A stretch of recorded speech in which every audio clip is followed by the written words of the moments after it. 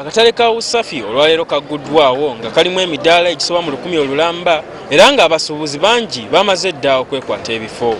Abasuubuzi abaze bagobwa ku nguudo be basinze okuganyulwa mu nteekateeka y'okwekwata emidaala mu katale kano oluvannyuma lw'okumala ebbanga nga tebalina we bakolera.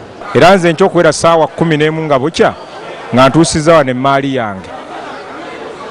Era ndi mumativu nnyo nebaza management yonna olw'okunfunira wenkolera nange abadde ayenjera obwenjezi. Abantu batafunye emidaala gyabwe batandise okukola naye nga Katonda batandise mukyajinga ate nga ffe tebana batukyajinga okiraba kyatufuna olunaku lumu kagulewo omutongole omulundi gumu tukolere bakyajinge lumu kuva n'ogwokubiri bali mu ttubala. Wabula abasuubuzi abamu bagamba nti engeri obutale bw'e Kampala gye bulina ebyafaayo by'omuliro abamu bafunye okutya nga bagamba nti engeri gye kazimbiddwa mu miti kayinza okubafiiriza.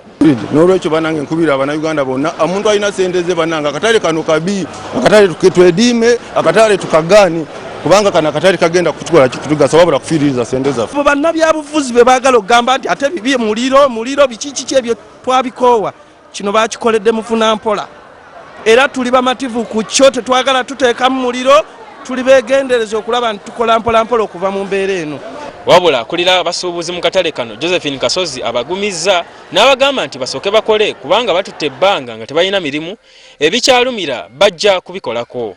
Katale kadde katambudde bulungi oyo olwaleero abasuubuzi batandise okuleeta ebintu byabwe okukola lwakuba abamu bagamba nti baagala bonna batandike lumu akatale kasobole okukwata. Akatale kano kazimbiddwa ekibiina kya Safinent wamu n'ekitongole ekiddukanya ekibuga Kampala era nga kasuubirwa okukendeeza ku buzibu abasuubuzi abagoba ku nguudo bwe babadde bayitamu.